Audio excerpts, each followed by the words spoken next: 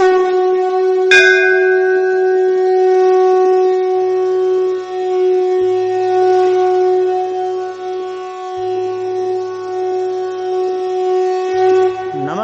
मित्रों, फ्लूट की पाठशाला में आप सबका स्वागत है। चाणक्य नीति ज्ञान चर्चा में आज का विषय है एक ही बहुत हैं, काफ़ी हैं एक। अगर वह सूर्य हो, चंद्रमा हो या वह पुत्र हो।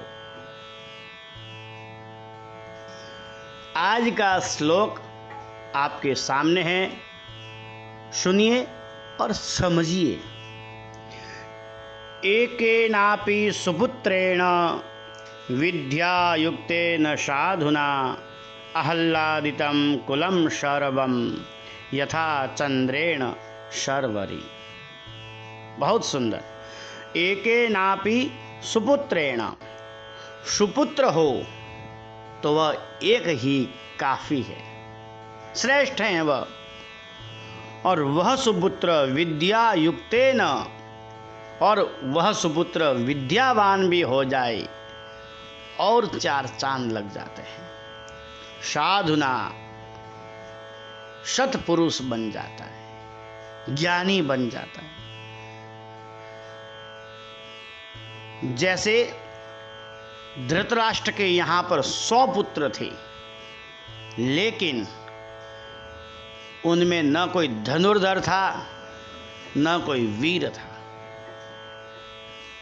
न कोई ज्ञानवान और न कोई बुद्धिमान। ऐसे बहुत सारे पुत्रों से क्या लाभ अगर उनमें एक भी सुपुत्र हो, विद्यावान, गुणवान, बुद्धिवान, तो सारे कुल को वह आह्लादित करता है, प्रसन्नता देता है। यह आवश्यक नहीं है कि परिवार में बहुत सी संतानें हो तो वह परिवार सुखी ही होगा, यह जरूरी नहीं है।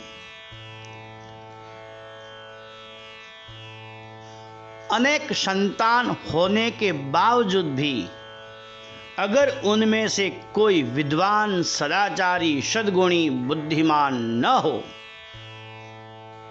तो उस परिवार के सुखी होने का तो प्रश्न ही नहीं उठता। इसीलिए चाणक्य महोदय कहते हैं, बहुत से मूर्ख पुत्रों, संतान की अपेक्षा एक ही विद्वान सुपुत्र अगर अपने कुल में हो तो सारे कुल को वह प्रसन्नता देता है, सारा कुल उस पर गर्व करता है। जैसे यथा चंद्रेण शर्वरी, जैसे काली रात हो, काली अंधेरी रात में बहुत सारे तारे टिमटिमाते हैं, चमकते हैं, लेकिन इतने सारे तारे चमकने के बावजूद भी वह अंधेरी रात उजाले में नहीं बदली। और जैसे ही एक चंद्रमा का उदय होता है, वह रात उजाले में प्रकाशमय, शीतलमय हो जाती है।